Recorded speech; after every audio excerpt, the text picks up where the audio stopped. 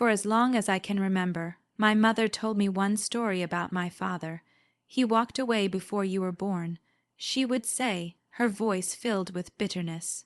He didn't want you. He didn't want us. Don't waste your tears on a man who never deserved to be called your father.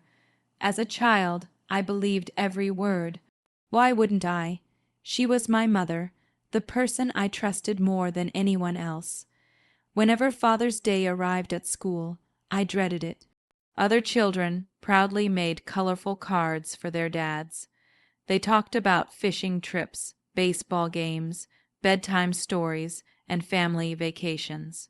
I always sat quietly in the corner, pretending I didn't care. When teachers asked me to make a Father's Day card, I simply folded the paper and threw it away. "I don't have a father," I whispered. At home, asking questions was forbidden. The first time I asked if I could meet him someday, my mother's expression changed instantly. Her eyes became cold, never mentioned that man again. That was the end of the conversation. As the years passed, she repeated the same story so many times that it became part of my identity.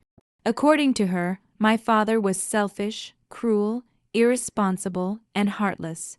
She claimed he had abandoned us without looking back. Every birthday she would sigh dramatically and say, "I've been both your mother and father. Remember that. I always did." When I was 12, I found an old family photo album hidden in the attic. Most of the pages had been ripped out, leaving only torn edges where photographs had once been. One page still held the faded corner of a picture. A man's hand rested gently on my mother's shoulder. His face had been carefully cut away with scissors. I stared at it for several minutes before my mother snatched the album from my hands. "You weren't supposed to see that." That night I heard something burning in the backyard. The next morning the album was gone forever. As I grew older, I stopped asking questions. It hurt less to believe she was telling the truth. Eventually, my mother married another man. He never called me his son. I never called him Dad. We simply existed in the same house, like strangers, sharing the same walls. Whenever he became angry, he reminded me that I wasn't his responsibility. My mother never defended me. Instead, she would quietly repeat, "Be grateful someone stayed." Those words followed me into adulthood. I carried them through college, through my first job, through failed relationships where I struggled to trust anyone who claimed to love me. Deep inside, I believed everyone eventually left. After all, that's what fathers did. Or so I thought. Then, 6 months after my mother's funeral, everything changed. It was a rainy Saturday afternoon. I wasn't expecting visitors. The doorbell rang once, then again. When I opened the door, an elderly man stood on my porch. His gray hair was soaked from the rain. His hands trembled as he held a small wooden box against his chest. His eyes met mine. For several seconds, neither of us spoke. Then tears began rolling down his weathered face. "You have your mother's eyes," he whispered. I frowned. "I'm sorry. Do I know you?" He swallowed hard before answering. "No."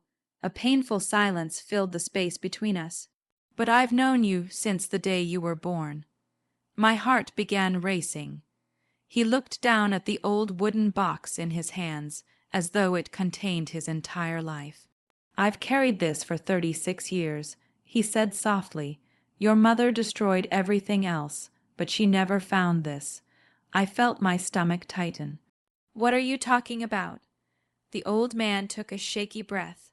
Then he spoke the words that shattered everything I thought I knew. "My name is Daniel." His voice cracked. "I'm your father." And in that single moment, the life I had believed in for 36 years began to fall apart. I couldn't move. The words echoed inside my head like thunder. "I'm your father." Every instinct told me to slam the door. For 36 years, I had been taught that this man was the villain of my life. He was supposed to be the selfish stranger who abandoned his family without a second thought. But the tears streaming down his face didn't look fake. Neither did the way his hands trembled as he held the old wooden box. "What kind of sick joke is this?" I asked, my voice shaking. "It isn't a joke," he replied quietly. "I know you have every reason to hate me. I don't blame you. But before you decide who I am, please open this box." For a long moment, neither of us spoke. Finally, I stepped aside. "You have 5 minutes." He nodded gratefully and walked into my living room, placing the worn wooden box on the coffee table. It was scratched with age, its brass latch dull from decades of use.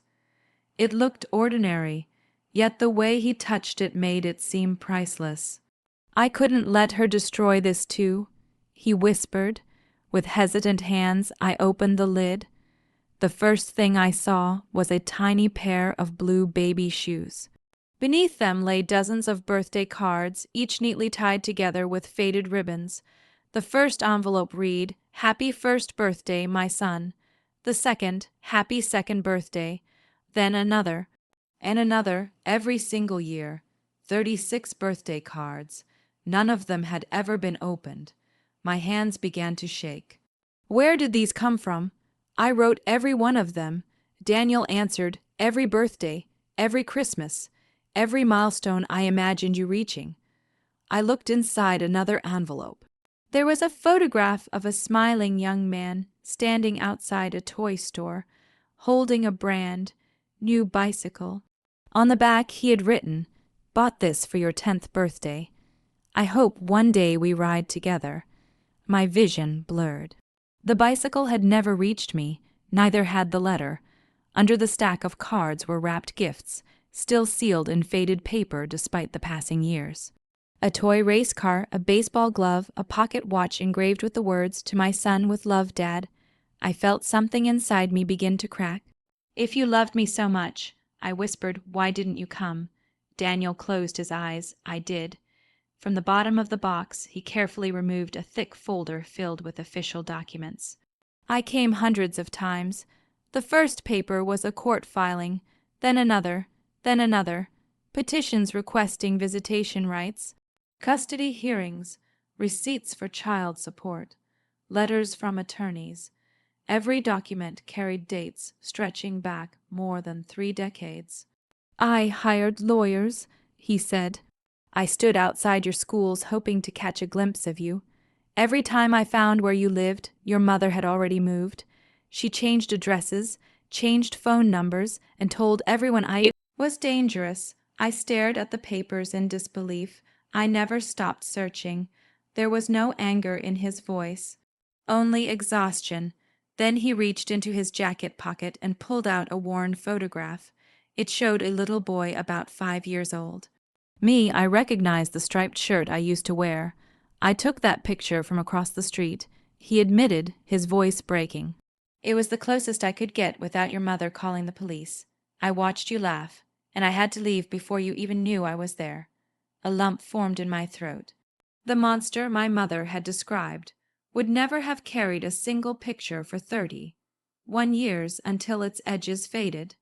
At the very bottom of the box lay one final item. A leather-bound diary with my grandmother's name written on the first page. Daniel looked at it but didn't touch it. "Your grandmother wanted you to have that after she passed away," he said softly. "She wrote everything down because she feared the truth would die with her." I slowly opened the diary. The first sentence stole the air from my lungs. "If my grandson is reading this, then your mother has lied to you for far longer than I feared." My hands froze. For the first time in my life, I wondered if the man sitting across from me wasn't the stranger. Maybe the real stranger was the woman who had raised me. I barely slept that night. The wooden box remained open on my dining table, its contents scattered before me like pieces of a life someone had stolen. Every birthday card, every unopened gift, every faded photograph challenged the story I had believed for 36 years. By sunrise, I knew one thing. I couldn't accept my mother's version anymore, but I couldn't accept Daniel's blindly either. I needed proof. The next morning, I called the number printed on one of the old court documents.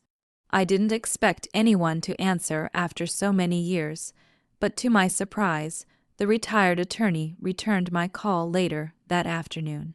When I introduced myself, there was a long silence. Finally, he sighed. I wondered if this day would ever come. His words sent chills through me.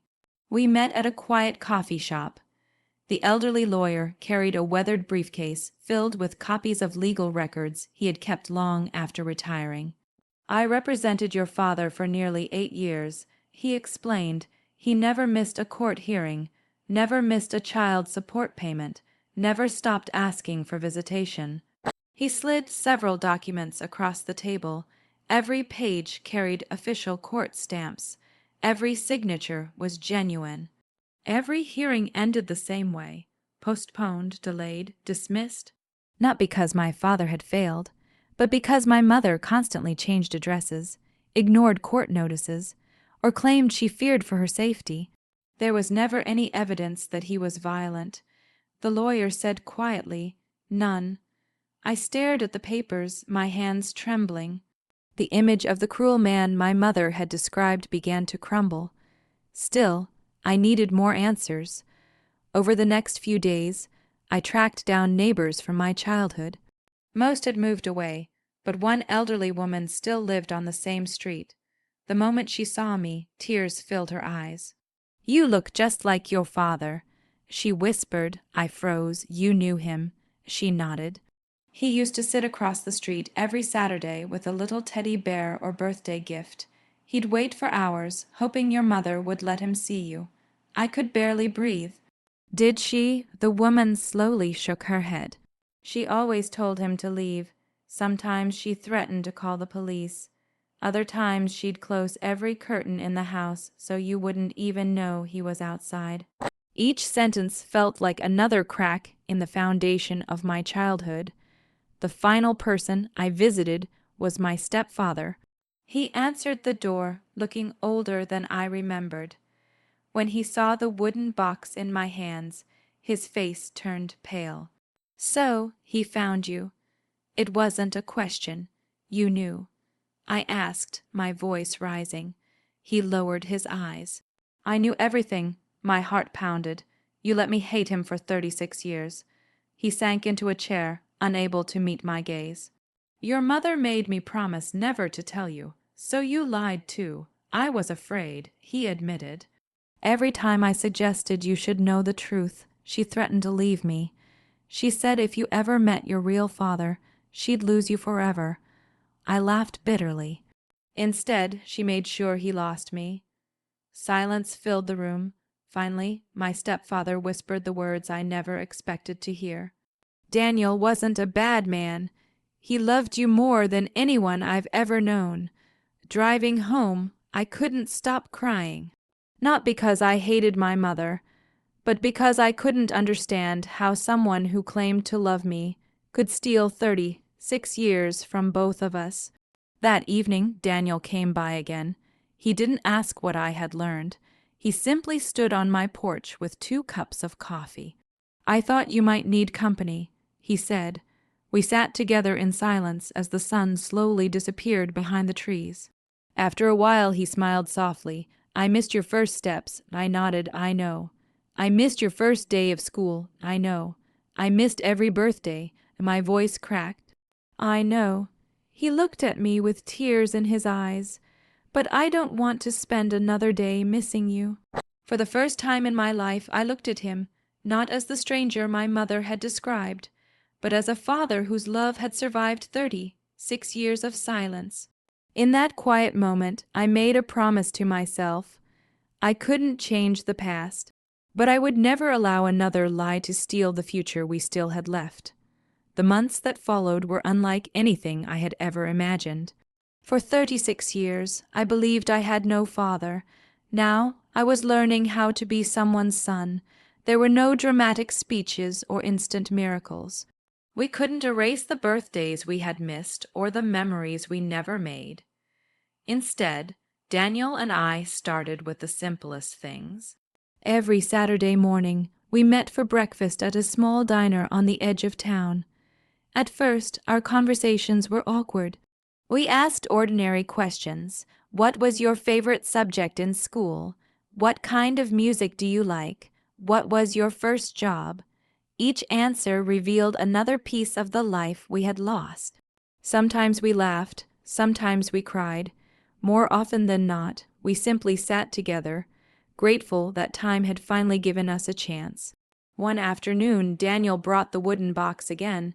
"There are still a few things we haven't opened," he said with a gentle smile. Inside were the birthday gifts he had carefully saved for decades. We opened them one by one. A toy race car meant for my 6th birthday.